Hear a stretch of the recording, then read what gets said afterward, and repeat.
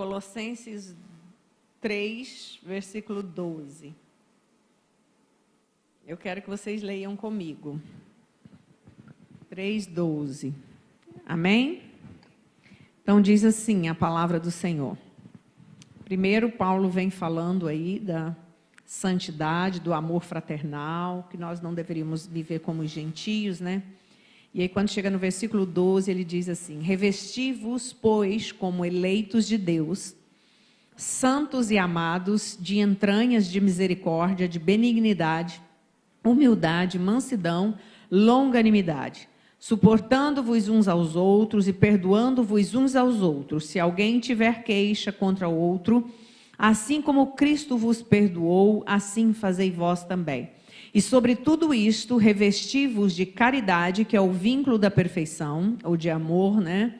E a paz de Deus, para a qual também fostes chamados em um corpo, domine em vossos corações e sede agradecidos.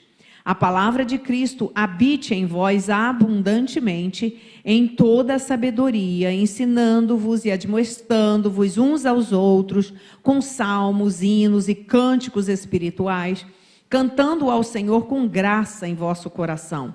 E quando fizerdes por palavra ou por obras, fazei tudo em nome do Senhor Jesus, dando por ele graças a Deus Pai.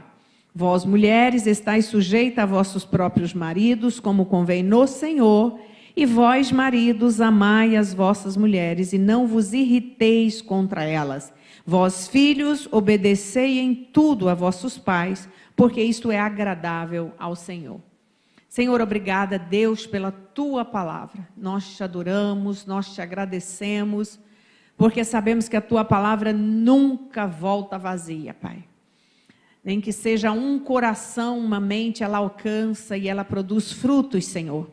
E eu te peço nessa noite que todos os nossos corações aqui, todas as nossas mentes sejam alcançadas pelo poder da tua palavra. É o que eu te peço em nome de Jesus.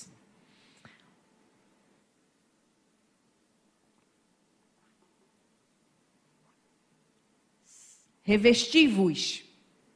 É o primeiro verbo aí que ele fala, né? O versículo 12. É como se você tivesse vestido e você vai vestir de novo, algo por cima, mais, vai potencializar, né? E essas virtudes, ela é dada a nós, a igreja, a cada um de nós, pelo Espírito Santo. Nós não conseguimos esse tipo de comportamento, esse tipo de virtude, se não for dada pelo Espírito Santo de Deus, né? Então, quando Paulo fala isso aqui, são as mesmas virtudes de Cristo. Se você olhar para a vida de Jesus, o percurso dele, o caminhar dele aqui na terra, Jesus teve todas essas virtudes. Longanimidade, benignidade, bondade, né? Tudo isso Jesus teve. Então, quando Paulo está dizendo para nós, primeiro ele fala do que nós temos que nos despir. Antes aqui, eu não li todo, porque o capítulo é grande, mas no início do capítulo 3, ele vai falar de tudo que a gente tem que se despir, tirar da nossa vida, tudo que não serve. Aí, depois de tirar, aí ele vai falar para a gente revestir, como eleitos de Deus, santos e amados. Você sabe o trabalho que dá uma eleição, né? Para eleger alguém. Alguns gastam muito dinheiro, outros mentem muito, e aí você está vendo isso aí. Nós fomos eleitos por Deus. Eleitos e amados. Jesus nos elegeu, e ele vai dizer em outro texto que ele nos elegeu antes da fundação do mundo. Então a salvação, o plano de Deus, o que Jesus faria por nós, essa eleição maravilhosa, que nós fomos eleitos, né? Filho de Deus, pela presciência de Deus nós fomos eleitos, né? Essa coisa maravilhosa que só quem recebe Jesus compreende o que é você ser escolhido. Eleito significa ser escolhido por Deus para o plano maravilhoso da salvação, né? Para caminharmos com Ele aqui. Então nós somos eleitos de Deus, santos e amados por Deus. Quem aqui se sente amado por Deus? Se você não sente amado por Deus, você tem que se sentir amado por Deus. Porque quem não sente amado por Deus, mesmo tendo recebido Jesus, é porque normalmente você tem alguma disfuncionalidade na sua família, e quando você vem para a relação com Deus, você não consegue sentir o amor de Deus. Eu converso com muitas pessoas que eu vejo que elas fazem tudo na igreja por uma obrigação, por um peso, porque elas acham que através delas fazerem, elas serão aceitas por Deus. A pessoa que trabalha assim na igreja, ela não entendeu o que é o amor de Deus. É o contrário, porque Deus nos elegeu, porque Deus nos amou, é que a gente tem condição de fazer alguma coisa para Ele no reino dEle. Porque quando se trata de coisas espirituais, de libertação de vida, de caminhar dentro e renovar e fazer nascer em nós essas virtudes aqui, ninguém é capaz, por mais que você seja inteligente, por mais que você seja, tenha um coração bom, essas virtudes e essa eleição é pela graça de Deus. Então, quando nós recebemos o amor dele, aí sim nós temos condição de devolver para ele em serviço, em obra, em ajuda ao próximo, em companheirismo, em oração na igreja, em jejum, em busca pela palavra. É porque a gente devolve para ele aquilo que vem dele mesmo. E o salmista vai falar isso no Salmo 102. Que darei eu ao Senhor por todos os benefícios que me tem feito? Aí ele mesmo devolve. Tomarei o cálice da salvação e invocarei o nome do Senhor. O que ele estava dizendo? Eu vou dar a Deus aquilo que Ele já deu por mim. O cálice da salvação. A salvação em Jesus, receber Jesus. Então olha que coisa maravilhosa. Então eu quero que você comece... para você digerir depois tudo o que eu vou falar. Não vou falar nada pesado não, tá? Vou falar porque eu tenho dado umas palavras pesadas às vezes para vocês. Mas saiba que essa palavra cura, né?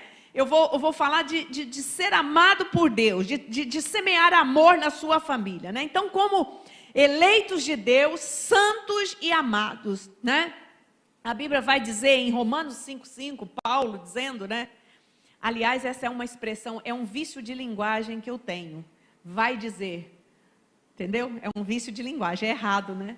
Eu tive algumas correções no Instagram, os teólogos me corrigindo, eu falei, meu irmão, eu sei que você está certo. É um vício de linguagem que eu tenho. A Bíblia diz, ele disse para mim, né? Pastora, não é a Bíblia vai dizer, não, a Bíblia diz, mas é um vício de linguagem, eu sei que a Bíblia diz. Então a Bíblia diz que o amor de Deus está derramado em nossos corações, pelo Espírito Santo que nos foi dado.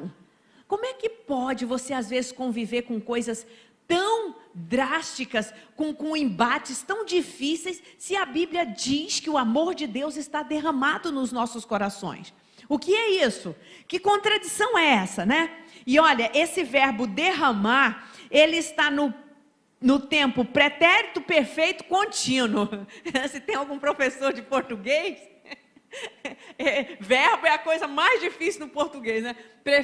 Pretérito perfeito contínuo, que significa continuar a fazer, a transbordar esse amor em nós, não para nunca, certo? O amor está derramado em nossos corações pelo seu Espírito. É só você começar a entender, começar a praticar, que você vai ver que o sentimento de amor de Deus por você e de você pelas pessoas, é impossível você receber, sentir o amor de Deus, compreender o amor de Deus e não se preocupar com alguém, e não orar por alguém que está sofrendo, e não convidar alguém para Jesus. É impossível.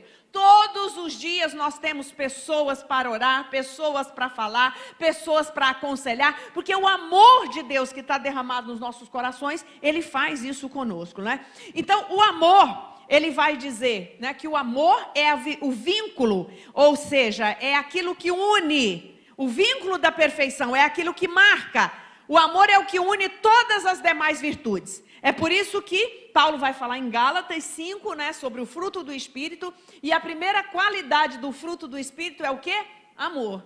Porque se você começa, se você desenvolve, se você deixa o Espírito Santo trabalhar e você começa a praticar, e veja, esse amor que a Bíblia ensina para nós, o amor de Deus por nós, o amor nosso pelos irmãos e por todos aqueles que precisam receber Jesus, é algo que precisa ser praticado. Não pense nesse amor como um sentimento que brota assim, não. Não pense, porque a raiz lá no grego não é isso. A Bíblia raramente ela vai falar desse amor sentimento. Todas as vezes que a Bíblia se refere ao amor de Deus por nós, é um amor prático.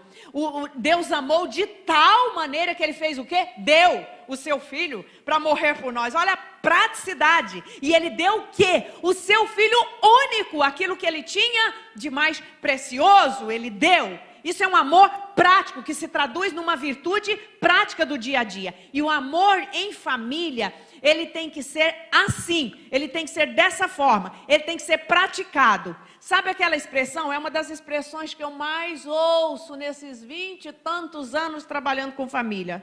Pastor, eu quero é ser feliz.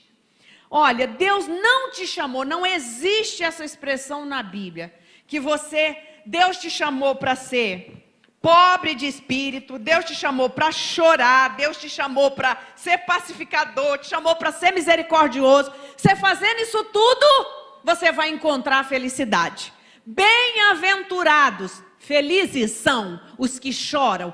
Chora por quê? Eu choro quando eu vejo essa injustiça que estão fazendo aí. Eu choro quando eu vejo um pecador enfiado nas drogas e gente querendo liberar droga. Eu choro por isso nas minhas orações e falo: Senhor, faça alguma coisa, porque só o Senhor pode fazer. Porque se for governante, vai fazer isso. Então faça, Senhor, nosso favor. A gente chora. Bem-aventurados que choram, porque eles serão consolados. Chorar pelos pecados nossos e dos outros também. Como nação, nós já pedimos perdão, já vi pastores pedindo perdão pela nossa nação, pastores pedindo perdão pelas igrejas, que deveria ter feito o que não fizeram durante muitos anos, né? Enriqueceram e não fizeram o que teria que ter sido feito. Então, isso é a regra de Deus. Jesus disse isso no Sermão do Monte, né? Bem-aventurados pacificadores, porque eles serão chamados filhos de Deus. Então, Deus te chamou para todas essas virtudes. E o Deus que te chamou e que derramou o amor dele nos nossos corações é o Deus que te ajuda a praticar. Tem coisa que não é fácil, não. Tem coisa que não é fácil. Ser pacificador, quando é que você tem que ser um pacificador?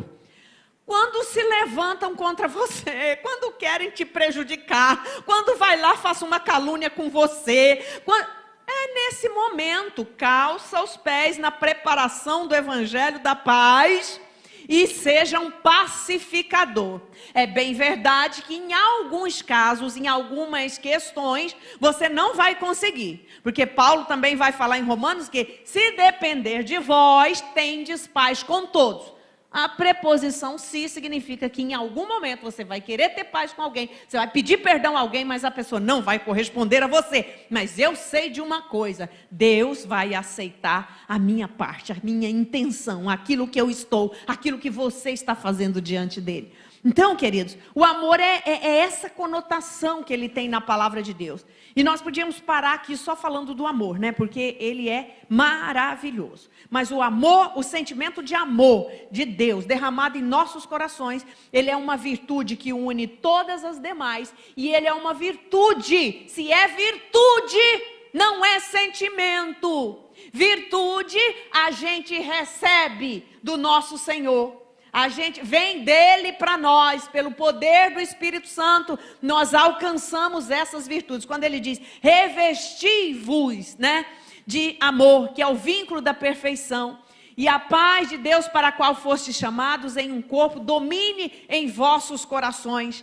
É Deus que traz para nós, pelo seu Espírito, essas virtudes maravilhosas. Então, você pode não estar com vontade de amar ninguém, ou de fazer o bem para ninguém, mas se você toma essa palavra, você entende a palavra de Deus, e você fala assim: Senhor, eu quero perdoar o meu irmão, ou eu quero ajudar aquele irmão. Tem pessoa que nem às vezes merece ser ajudada, mas você está vendo que toda uma família está sofrendo por causa daquilo, você vai lá e ajuda, e talvez às vezes por causa da sua ajuda, aquele coração é tocado e ele é transformado. Isso é amor prático. É o amor de Deus por nós, não é sentimento. Não espere brotar sentimento de amor no seu coração por alguns irmãos. Não vai brotar nunca. Mas você tem um mandamento de Deus: ame o seu irmão. E Paulo vai dizer também em Romanos que nós, os que somos, ou se você se considera forte, devemos dar suporte, suportar os fracos, as fraquezas dos fracos. Suportar a fraqueza do fraco não é passar a mão nos pecados dele, mas é mostrar para ele o caminho, é sinalizar para ele como que Deus pode ajudá-lo, como que Deus quer ajudá-lo, o que eu posso fazer para te ajudar nessa debilidade, nessa dificuldade que você está tendo. Então isso é dar suporte. Então olha como é que é rico o contexto de amor no grego, no hebraico também. Nós passaríamos a noite aqui falando do que significa, mas as pessoas hoje confundem, porque as pessoas estão num cristianismo por sentimento, elas estão em adoração por sentimento, por tudo isso. E não é por isso. O sentimento pode até vir, mas eu sou crente por convicção, eu adoro por convicção. O salmista diz: ó, apresentai, trazei sacrifícios de louvor. Às vezes nós chegamos aqui, estamos tão cansados, que a gente queria sentar na cadeira e ficar, até dar um cochilo, né? Mas é a hora que a gente levanta e apresenta ao nosso Deus um sacrifício de louvor, porque Ele merece, mesmo com cansaço, Ele recebe, porque está vindo aqui do fundo da sua alma, do seu coração. Então, queridos, esse entendimento muda a forma como você vê Deus, muda a forma como os valores que você busca aqui. Deus não te chamou para ser feliz, Ele te chamou para ser santo. Ao buscar a santificação, você encontra felicidade. Ai, que absurdo, pastora. Me conteste. Você tem argumento para me contestar? Me conteste. Eu quero ver se você me convencer do contrário. Não tem um texto na Bíblia. Deus nos chamou para a santificação. Deus nos chamou para a paz. Deus nos chamou para darmos fruto. Frutos de santificação, frutos de paz, frutos do Espírito. Deus nos chamou. E a família é esse lugar, né? O amor é o vínculo que une todas as virtudes. Aí ele vai dizer para nós, né? Deus falando lá para Moisés em Deuteronômio 6,6: amarás o Senhor teu Deus de todo o teu coração, de toda a tua alma e de todas as tuas forças. Quando é que você precisa botar força para amar a Deus? Exatamente quando você precisa amar um irmão que está te dando trabalho. Oh, meu Deus, como eu tenho orado por gente que está me dando trabalho. Da família mesmo, estou falando de vocês não. Vocês têm sido bênção na minha vida, mas, entende? Estou falando da minha mesmo de origem, né? Hoje mesmo tive uma notícia difícil, que eu falei: Jesus, quantos anos que eu oro por essa pessoa para Deus libertar, e Deus ainda não libertou, porque a cabeça é muito dura, o coração é muito trancado, né? Então, isso é amor, né? Isso é amor. Dá vontade de pegar o telefone e falar: olha, você está errando nisso, como marido, não sei o quê. Mas eu não posso, se eu falar isso, vai bater o telefone na minha cara, né? E não vai aceitar, né? Não vai. Então o amor de Deus faz com que eu clame, com que eu ore, com que eu aconselhe a parte que eu possa aconselhar, vá por aqui, vá por ali. Então, queridos, é assim que é o amor prático. É esse amor prático. Não é sentimento. Não é sentimento. Por isso que muitos casamentos acabam, entendeu? Pastora, descobri que eu não amo mais o meu marido. Mas o que ele fez? Não, perdi o encanto, perdi. Às vezes o encanto acaba mesmo, porque precisa chegar junto, não chega, precisa ser responsável, não é, precisa ser líder, não é. Então, acaba. Mas às vezes não é nada disso. Está tudo certo. Mas a pessoa está aqui, ó, está aqui no coração. Amor precisa ser regado, amor precisa ser alimentado com companheirismo, com ajuda, com oração na dificuldade, com alegria na hora da alegria. Às vezes a pessoa está alegre, conquistou uma coisa e está alegre por isso, né? Olha que balde de água fria, né? Então, querido, o amor na família, o amor entre casal, o amor entre pai e filho, é um lugar... O Jaime Kemp, que é um antigo americano, né, que trabalhou com família há 30 anos atrás, vocês mais novos nem conhecem, ele diz assim, que o lar, tem um livro dele que diz assim, o lar é o laboratório onde o cristianismo é testado. Mas não é? Quer saber se a Márcia é crente? Faça uma entrevista com o pastor Edson e com meus 3 filhos. Vocês vão saber se eu sou crente de verdade, entende? Porque foi eles que me viram, eu que falei com eles, eu que ensinei, eu que cuidei, eu que corrigi, eu que dei limite, eu que ensinei a palavra, né? Então, o lar é esse lugar. Eles viram o nosso relacionamento, como é que era, né? Então, o lar é esse lugar. Vir para a igreja é bênção, abraçar os irmãos é bênção. Mas eu hoje tenho encontrado e tenho visto, sabe o que, irmãos? Ministérios fortes com famílias fracas. E isso vai dar ruim, isso vai acabar, sabe por quê? O primeiro ministério de um homem é a sua casa. O reino é importantíssimo, mas Deus não é antagônico, Deus não é contraditório. Ele não vai dar um monte de ovelha para você cuidar, se você não consegue ter link com esposa e filhos, e os seus de perto, entende? Guardadas as devidas proporções, tem pessoa que não dá para lidar mesmo, porque não quer, não dá. É aquela pessoa que ninguém da família consegue, eu não estou falando disso, eu estou falando da casa. A casa ali, ó, Deus quer começar ali. Quando você começa ali, o culto é melhor, as relações na igreja ficam boas, porque você não fica com entrave com pessoa. É ali aonde Deus quer trabalhar. Primeiro campo missionário é a sua casa. Por isso que eu digo para vocês, que os meus filhos, quando eu vejo Mateus aqui pregando, né, é um tesouro, né, pastor? Você vai ver quando as meninas estiverem grandes. Eu fico olhando, aí eu estava chorando e lembrando, às vezes que eu sentava com ele, ensinava a palavra, deixava ele falar, ele sempre foi de falar, né? Ele contava as historinhas pequenininho, né? Isso é o que Deus exige de nós, é um amor prático. Mas as crianças hoje estão largadas, estão jogadas, os pais não têm tempo, estão estressados, estão cansados, tem tempo para tudo, mas não tem oportunidade de olhar no olho do outro e dizer, não está bem isso aqui, olha, não estou gostando disso aqui, vamos resolver isso aqui em nome de Jesus. Sai falando, sai jogando de qualquer jeito, perde o respeito.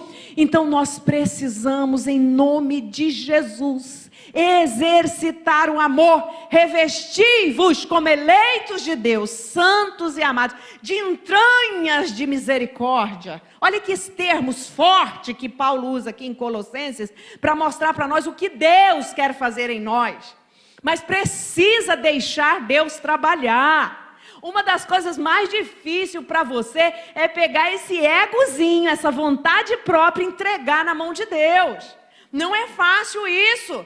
Nós sempre queremos fazer do nosso jeito, nós achamos que sabemos. Não! Deus que te formou, que deu para você um temperamento, uma personalidade, um jeito de ser, Ele conhece você mais do que você te conhece. Então por que o salmista diz assim, sonda-me, ó Deus, e vê se há em mim algum caminho mau, e guia-me pelo caminho eterno. Os salmos de Davi mostram isso, ele colocando-se na presença de Deus. Meu Deus, uma pessoa grande, inteligente, precisa que Deus sonde, precisa. Seu coração é uma terra, o provérbio popular diz assim, ó, coração é terra que ninguém pisa. Eu digo que coração é terra que só Deus pisa, porque Ele disse, eu conheço o coração, eu esquadrinho o coração, para ver qual é a intenção do coração de cada um de nós. Então se coloque na presença do Senhor e diga, Senhor, eu quero essas virtudes, né? Então, santos e amados, significa que todo o nosso ser foi revestido, ó, de entranhas de misericórdia, de benignidade, humildade, mansidão, longanimidade. Cada uma dessas virtudes aqui dá um estudo, né? Então significa que todo o nosso ser, ele foi renovado pelo novo homem. E Deus quer fazer isso conosco constantemente, todo dia. Se você deixar, Deus vai estar trabalhando, vai estar ajudando você a mudar algo, vai estar ajudando você a melhorar algo, todo dia. Então entrega, né? Que ser cristão é uma forma de pensar e viver de acordo com os princípios do reino. Significa isso. Tem que mudar aqui primeiro. Renova a mente, porque a partir de renovar, entenda a palavra, aí você vai permitir que o Espírito Santo trabalhe no seu coração. E olha, não ache que você já está bom, não. Não ache. Normalmente quando eu acho que, uau, acho que agora eu atingi um lugar. Aí Deus mostra que não. Que eu preciso depender da graça dele, e às vezes quando a gente pensa assim, vem um desafio maior para a gente romper, para a gente vencer. Então dependa todo dia da graça, você sabendo que tem o amor de Deus, e dependendo da graça dele, você vai bem, você vai cada dia crescendo, cada dia melhorando, cada dia tendo mais sensibilidade daquilo que Deus quer de você. É isso que é esse revestimento, é esse que é a renovação do velho homem num novo homem, num homem segundo Deus, segundo a imagem e semelhança do nosso Criador, né? Depois ele vai falar no versículo 13, ó, suportando-vos uns aos outros e perdoando-vos uns aos outros. Se alguém tem queixa contra o outro, assim como Cristo vos perdoou, assim fazei vós também. Como Cristo perdoou. Como Cristo perdoou? A Bíblia diz que ele lança no mar do esquecimento os nossos pecados. Então tem que perdoar alguém? Perdoe. Não renove a questão. Não fale novamente, porque senão vai ficar difícil. Se toda vez que você lembrar da ofensa, você renovar, eu digo sempre para os casais que têm que passar por um processo de perdão, e principalmente em caso de adultério, eu digo o seguinte, olha, o perdão de Deus para você, e quando você perdoa o outro, ele é instantâneo, mas você vai passar por um processo. Esse processo aí, não tem amnésia, perdão não é amnésia, você não esquece a ofensa, tá? E vai levar uns dias para você digerir. Só que tem uma tática que é muito interessante, você vai mandar uma ordem para o seu cérebro e para o seu coração. Toda vez que você tiver vontade de renovar a questão, não renove a questão, não jogue na cara de novo. Porque toda vez que joga na cara, mostra a sua ferida e fere também o outro que você já havia perdoado. Então essa é uma tática, esse é um comportamento que para casal funciona e ajuda demais quando você está num processo de perdão. E não fique você que ofendeu, pedindo que o outro já... Mas não esqueceu ainda? Mas você ainda está nisso? Mas o que você ainda está de cara feia? Entende? Deixa o outro no tempo dele. Porque não é fácil elaborar determinados perdão em casal, não. É uma coisa difícil, certo? Então, às vezes, você quer o perdão e quer que o outro já esteja amanhã sorrindo de orelha a orelha para você. Não, deixa o processo. Deixa ele na mão do Senhor, que o Senhor vai curando, vai colocando um bálsamo, não é? Cada um tem um tempo. Tem pessoas que perdoam, principalmente os sanguíneos. Eles têm muito mais facilidade para perdoar. Fala sem pensar, mas também na hora de perdoar, perdoa. Já os coléricos, melancólicos, não é fácil não. É um perdão mais complicado, é mais demorado, é mais doloroso para eles elaborar. E Deus entende esse processo de cada um de nós, no nosso temperamento. Então, perdoou, não renove a questão. Perdoando-vos uns aos outros em amor. Que amor é esse, gente? Quem tem vontade de perdoar uma ofensa, pastor? Quem? Me diz se brota em você. Algum dia brotou em você assim, nossa, eu fui ofendido pelo pastor ou pela irmã, mas me brotou um desejo assim do céu de perdoá-la. Minha irmã, vem aqui, em nome de Jesus. Olha, eu esqueci tudo. Mentira, isso não existe. Isso não existe, nem na psicologia, nem no cristianismo. Jesus lança no mar do esquecimento os nossos pecados. Agora, nós que somos humanos, que dependemos da graça dele, é um processo que todo dia eu dependo para lembrar que eu perdoei, eu dependo para não renovar a questão, não vai brotar, e eu obedeço a palavra. E por eu obedecer a palavra, o perdão ele é algo que liberta a mim primeiro que fui ofendido. Sabia disso? Tem gente carregando 30 anos uma ofensa lá de trás. O outro está vivendo que ofendeu ele, está vivendo a vida, já prosperou e ele está aqui amarrado. Porque o perdão prende, a ofensa prende. Ela é uma isca de Satanás, já diz John Bevere, né? É uma isca que Satanás lança. Olha, tá vendo? Você não precisava passar por isso. O diabo lançou isso na minha cabeça várias vezes. Tá vendo? Você não precisava passar por isso, não. Terrível isso, né? Mas aí o Espírito Santo vem e diz assim: olha o resultado de você passar por isso. Olha o que eu vou fazer lá na frente. Olha o que eu já fiz até agora. Olha a família que eu te dei. Entendeu? Então essas coisas vêm no nosso coração, porque o nosso ego, ele se coloca, quando nós somos ofendidos, ele se coloca primeiro. Então, suportando-vos uns aos outros em amor, perdoando-vos uns aos outros em amor, não é sentimento, não espere que não vai brotar, é obediência à palavra. Vai lá, Senhor, e é chorando, quantas vezes, né? Perdão, a gente chora, acha que vai morrer de dor.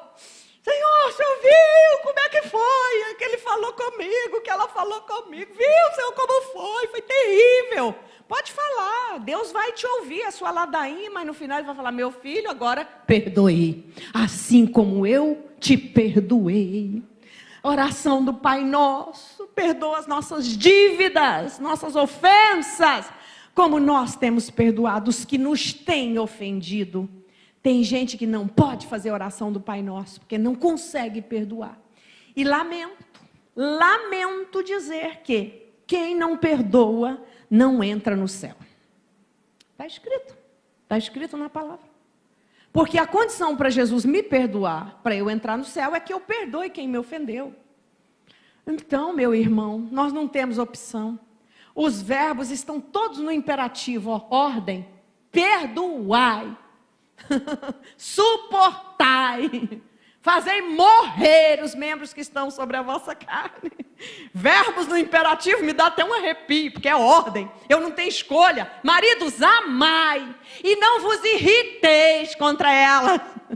Viu, Cauã? Não pode irritar, não pode. Essa irritação é aquela irritação que te leva a outra atitude pior do que só a irritação, tá? É aquela coisa de ira mesmo, de raiva mesmo, né? Então, a palavra de Deus é muito preciosa. Então, a família é um lugar de exercício constante de perdão, né? Perdoar as queixas, ó. E quando estiverdes orando, perdoai se tendes alguma coisa contra alguém, para que vosso Pai que está nos céus vos perdoe as vossas ofensas. Mas se vós não perdoardes, também vosso Pai vos não perdoará as vossas ofensas. Você conhece esse texto. Esse texto é fácil de decorar, mas ele é difícil de praticar. Mas você não tem opção de não praticar. E glória a Deus que Deus não deixou opção para a gente. A gente tem que praticar. Mas deixa eu te dizer, o perdão é libertador. É libertador. Quem já teve que liberar um perdão, e quanto maior a ofensa, maior será o peso que será tirado do seu ombro, das suas costas e do seu coração. Não é fácil perdoar um pai que abusa de uma filha. Vocês pensam que é fácil fazer isso? Ajudar essa pessoa a perdoar? É doloroso demais. É difícil perdoar uma mãe que, ao invés de você esperar dela amor, você espera crítica, acusação. É difícil, mas você precisa perdoar.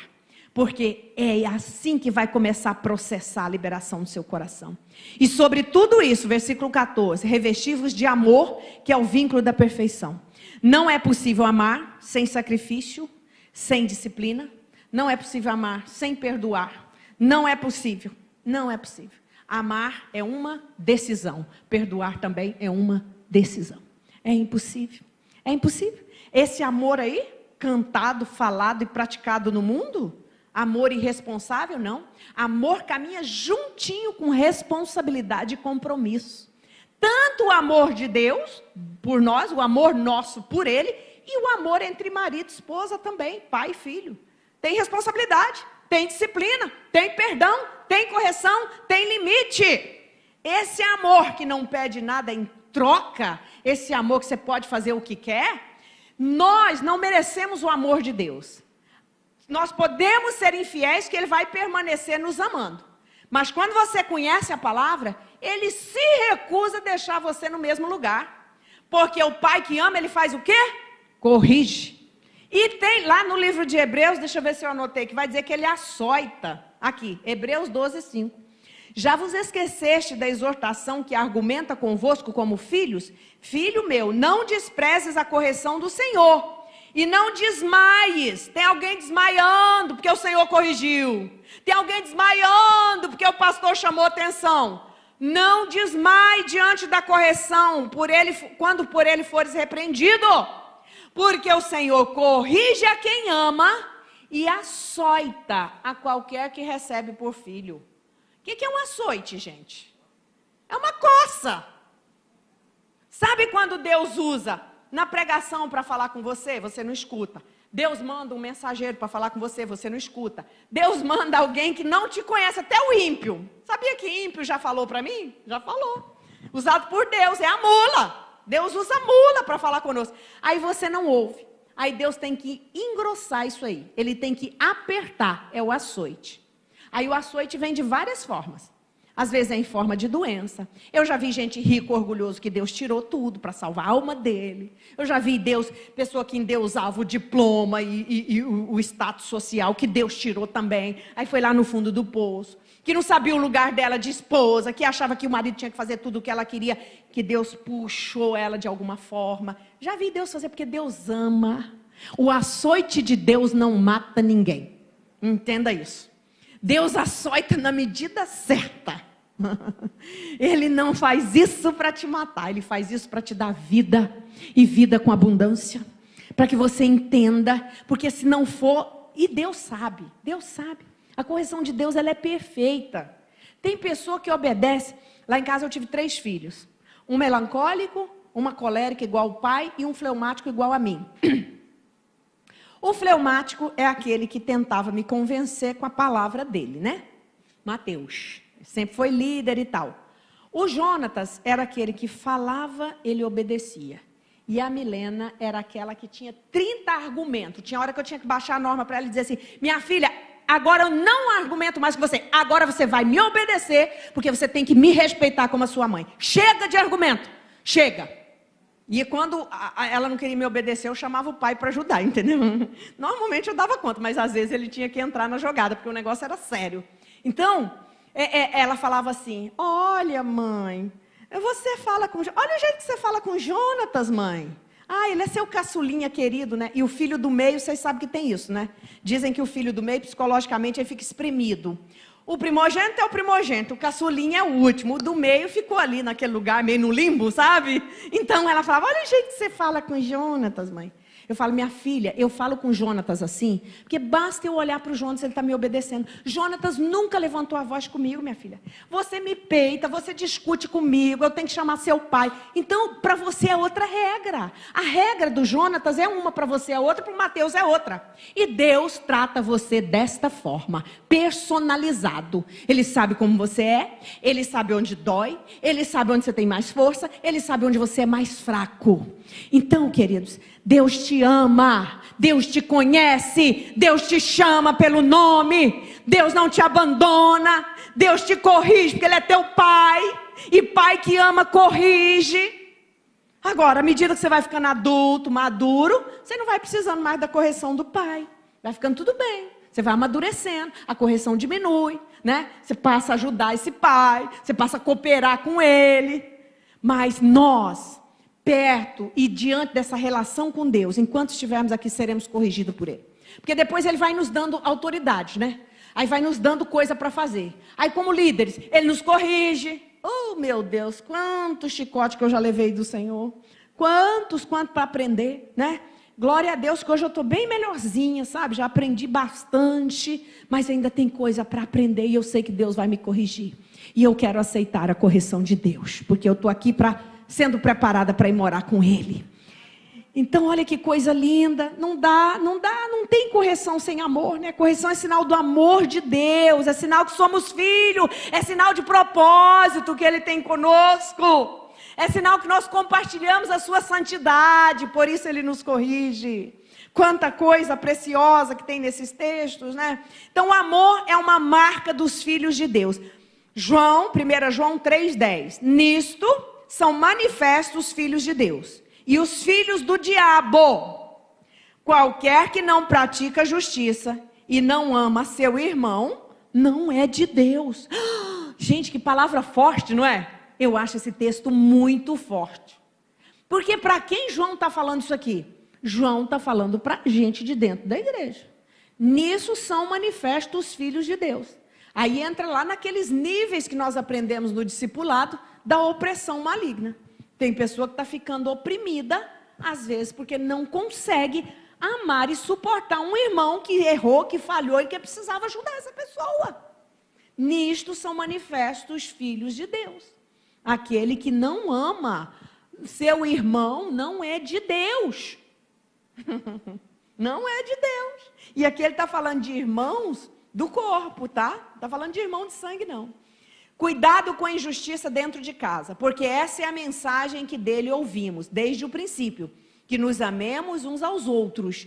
Não como Caim, que era do maligno e matou a seu irmão. E por que o matou? Porque as suas obras eram más e as de seu irmão justas. Aquilo que estava no coração de Caim não foi só por causa da oferta do irmão. A oferta do irmão foi o que a gente chama de gatilho. Foi o que startou o que já existia dentro do coração de Caim, certo? Porque Deus, o texto de Hebreus vai dizer que ele era do maligno. E lá no texto de Gênesis diz assim, ó, que Deus aceitou Abel e a sua oferta. Mas a Caim, ele não aceitou. Não aceitou Caim e a sua oferta. Está falando do quê? Da pessoa. Deus não faz essa ruptura entre oferta e ofertante. A oferta para Deus, ela está intrinsecamente ligada ao ofertante.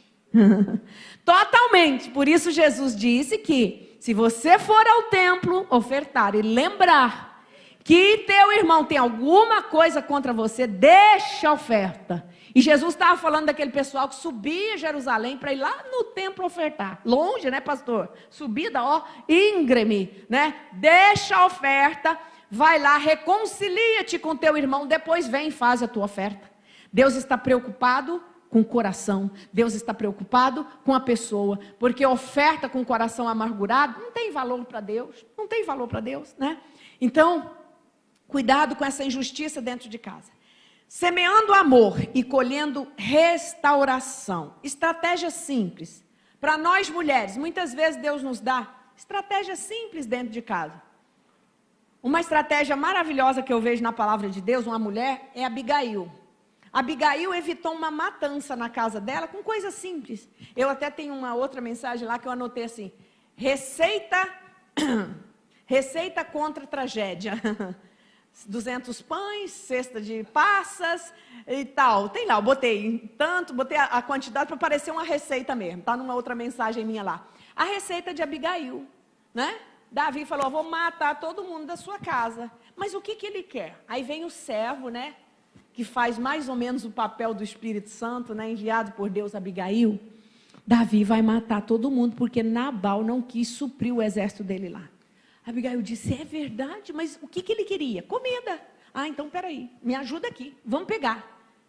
Abigail evitou uma tragédia na sua casa com coisas que ela tinha dentro da própria casa.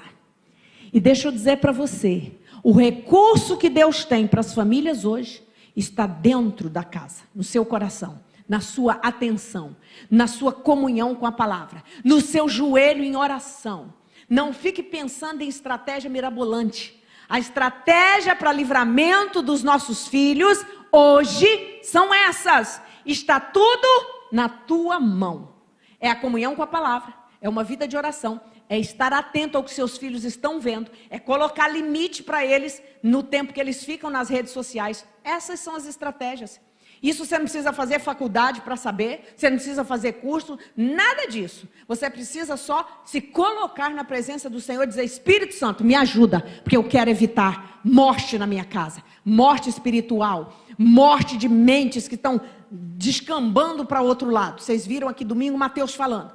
É uma coisa terrível que está sendo preparado para os nossos filhos. Mas nós temos, dentro da nossa própria casa, o livramento para os nossos filhos. Em nome de Jesus, receba esta graça, receba essa unção no seu coração. E peça ao Espírito Santo para te ajudar, para te dar olhos, para ver o que você precisa ver com relação aos seus filhos. E com relação à sua própria vida, né? E também para fechar os olhos para aquilo que não é para você ver. Tem muita coisa, nós vivemos na era do audiovisual. Então tem muita coisa que não é para você ver. Não é para você acessar. Não é, né? Então Abigail teve essa estratégia maravilhosa. Semear amor com coisas simples. O cristão tem que ser rico daquilo que o dinheiro não compra. Entenda isso. Quando Paulo vai falar dessas virtudes aqui, o que ele está falando, gente? Isso aqui são coisas que o dinheiro não compra, mas que você adquire na sua vida em comunhão com Deus, em comunhão com a palavra, em comunhão com o Espírito Santo. Nós hoje nos preocupamos com a faculdade do nosso filho, com o colégio que ele vai estudar, que tem que ser bilíngue, com o curso de não sei o que ele tem que fazer, com 2, 3, 4 esportes que ele tem que fazer, mas não preocupamos de saber como é que essa criança está desenvolvendo a comunhão dela com Deus. Isso fica para último plano. Eu tenho lidado com umas pessoas que eu peço já tempo para fazer. Faça o culto doméstico na sua casa com essas crianças. Não faz. Tem tempo para tudo. Fica o dia inteiro trabalhando e não tem tempo para fazer um culto doméstico. Cadê as armas que nós estamos usando? Não estamos usando. Deus colocou na nossa mão. Você tem sabedoria, você tem a palavra. Você tem discernimento do Espírito quando ora, quando pede. E são coisas simples. Não são coisas mirabolantes. Pastora, mas eu vou vencer a mídia com isso? Vai vencer. Porque quem fala e quem mostra a verdade para os nossos filhos e que faz com que eles tenham prazer nisso é o Espírito Santo de Deus. O teu trabalho é passar para eles, é sentar num ambiente agradável com eles, conversar sobre a palavra, orar com eles e mostrar para eles o que é fundamental na sua vida. É a comunhão com Deus. Então temos que preparar, temos que estudar, mas não deixe em quinto, sexto lugar a coisa mais importante, desenvolver temor na vida dos seus filhos. Não deixe. Respeito, cumplicidade, fidelidade ao cônjuge, aos filhos, né? Amor prático na convivência diária. É isso que Deus tem pedido de nós. É isso que o dinheiro não compra. Dinheiro, lazer, intelectualidade, as pessoas têm muito hoje. Mas o que a gente mais pega hoje, por exemplo, em se tratando de um consultório de psicologia? Pessoas inteligentíssimas, com capacidade enorme de cognição, mas isso aqui para lidar com emoção. O que é isso? Faltou esses valores dentro de casa.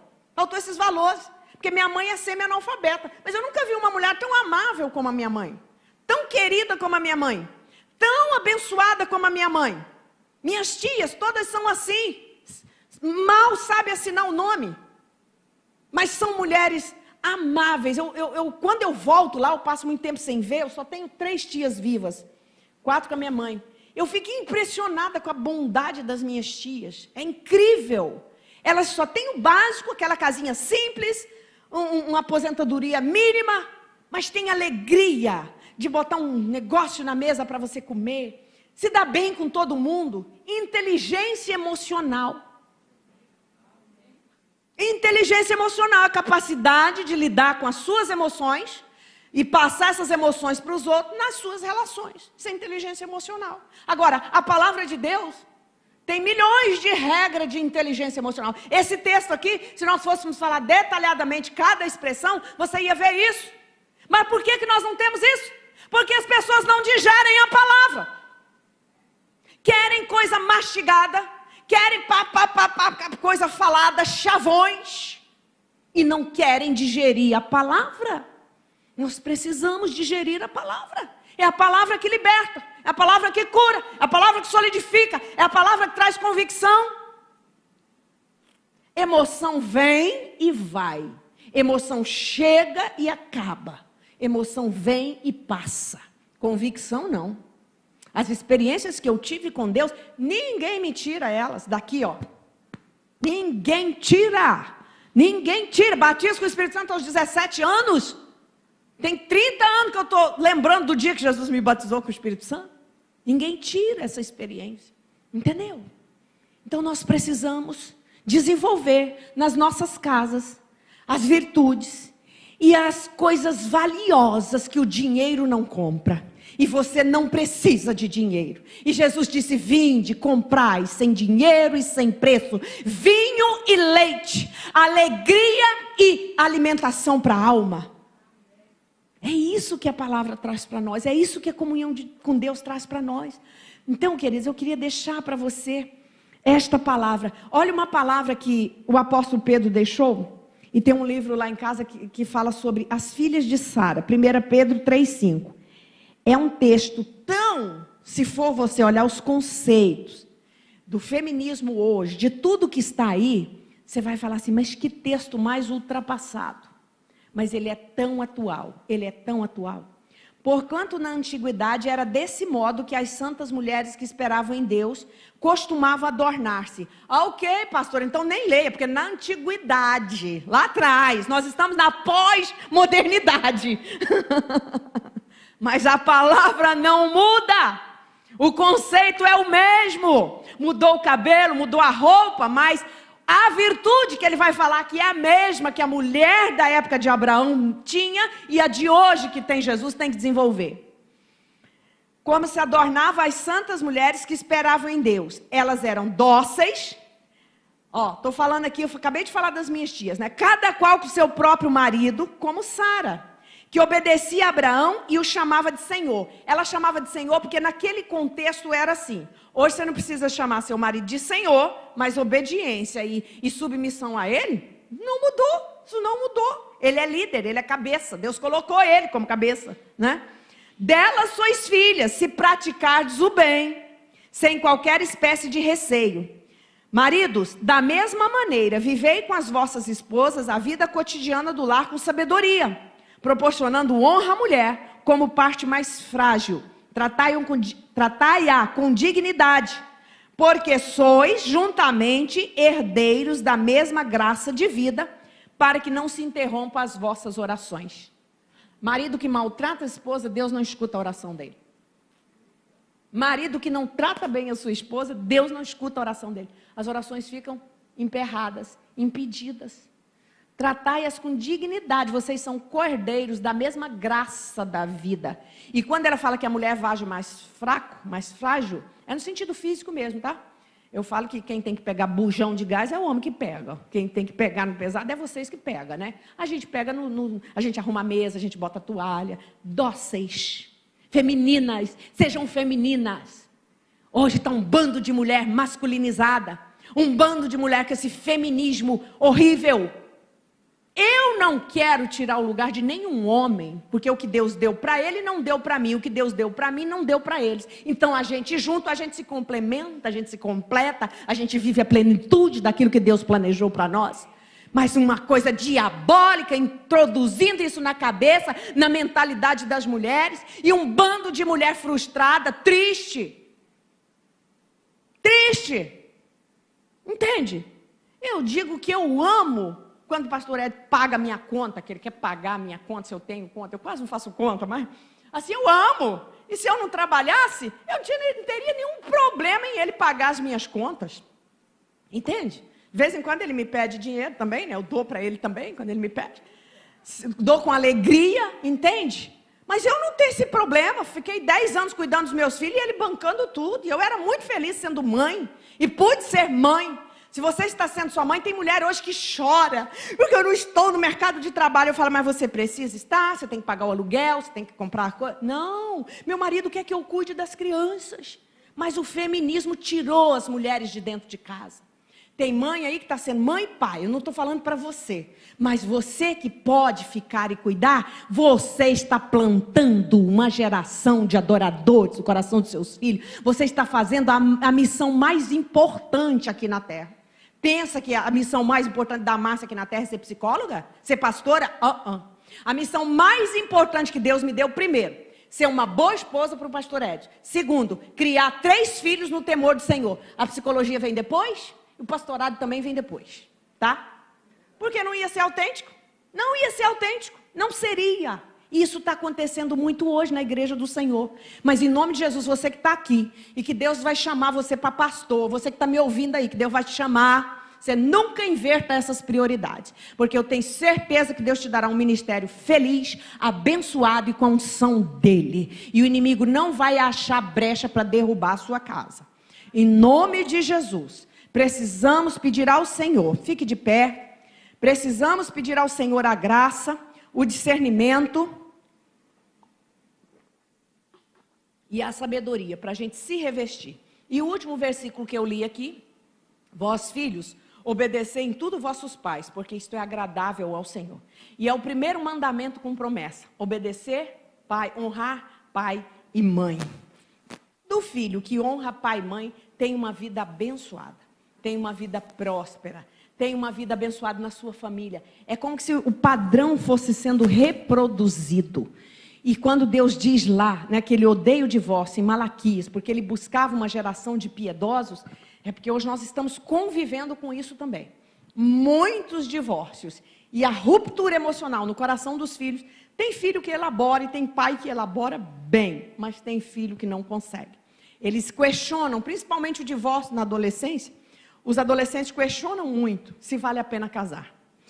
Da mesma forma que questionam muito também quando vê um lar sem afeto, um lar cheio de amargura, um lar onde os pais não se abraçam, não se tocam, não se beijam. Isso tudo vai entrando na cabeça dos nossos jovens, dos nossos adolescentes. Mas em nome de Jesus eu quero abençoar o seu lar. Você que está aqui hoje, se você já não está mais nessa fase de filho, você talvez esteja como eu, na fase de neto, né? Olha, e eu fico vendo assim, que bênção meu neto, e eu fico assim, né, sinalizando, mas eu não posso falar muito, mas eu estou vendo a minha filha repetir o de bom, sabe, que ela aprendeu, e isso é maravilhoso na casa do Senhor. A criancinha pequena já ora, já coloca a mão na nossa cabeça, né? Já vai aprendendo. Às vezes ele está fazendo até de brincadeira, mas ele está aprendendo. Ele está aprendendo. Então coloque a mão no seu coração, e se você tem um membro da sua família que precisa ser tocado, ou algo que você precisa falar com alguém, em nome de Jesus, eu quero orar por você, porque o Deus que está aqui conosco, o Espírito que inspirou essa palavra, é Ele que vai te ajudar. Pai, em nome de Jesus, eu quero abençoar os teus filhos, meus irmãos. Senhor, através desta palavra, que é a tua palavra, que é a verdade imutável, ela não muda. Ela não mudou desde a época de Sara, de Abraão. Ela é a mesma palavra, Senhor. A essência é a mesma, Senhor. E eu quero te pedir que essa palavra seja aplicada nos nossos corações, Pai. Nos ajuda a levantarmos uma família forte, uma família abençoada, uma família temente ao teu nome, que tenha estudo, que tenha profissão, mas que tenha temor a Deus em cada casa. Que o teu nome, que a tua palavra seja priorizada, Senhor. Que o sentar na mesa, que o conversar, que resolver as questões sejam priorizadas, Pai. Que os traumas caiam por terra em nome de Jesus. Que as mentes ansiosas caiam por terra em nome de Jesus, toda a ansiedade.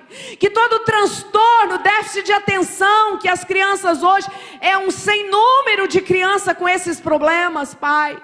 Em nome de Jesus, dê calma, dê tranquilidade para as mães, para as esposas. Dóceis, docilidade é uma característica do fruto do Espírito. Benignidade, bondade, mansidão. Senhor, nós queremos essas virtudes tão preciosas, tão maravilhosas, que o dinheiro não compra, mas o teu Espírito coloca elas na nossa frente. E muitas vezes nós não tomamos posse, Deus. Nós não praticamos no nosso dia a dia, nós esquecemos, Senhor. Depois precisamos gastar dinheiro, Senhor, com tanta coisa para corrigir as emoções, Pai. Em nome de Jesus eu te peço, Pai. Eu tenho ouvido tantas coisas que precisam ser curadas, e eu te peço cura, Senhor. Em nome de Jesus eu te peço cura, traga cura. Eu tenho apresentado muitos a ti, Senhor. Traga cura, Senhor, para as mentes e para os corações, e que nós possamos no teu nome, pelo poder da tua palavra, fazer crescer, fazer amadurecer uma geração de homens e mulheres sábios, tementes ao Senhor, com uma família que glorifique o teu nome, Pai, para que tenhamos uma igreja forte, uma igreja solidificada na rocha, uma igreja, Senhor amado, que preza pelos valores, Senhor, familiares. Em nome de Jesus, eu abençoo o teu povo, eu abençoo esta igreja, Senhor.